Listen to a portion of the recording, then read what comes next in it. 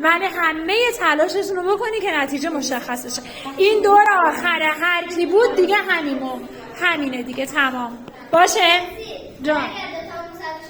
مساوی نمیشه، یکی دیگه بالاخره زودتر میرسه اینجا. خب یه کار دیگه میکنیم، بطریاتون رو که برداشتین مبینا، خب بطری‌ها رو که برداشتین دیگه دستتون رو اونجا نرید، فقط از همین خطه تا این خطه که اومدین، آره دیگه برگردین دیگه دستتون نرید.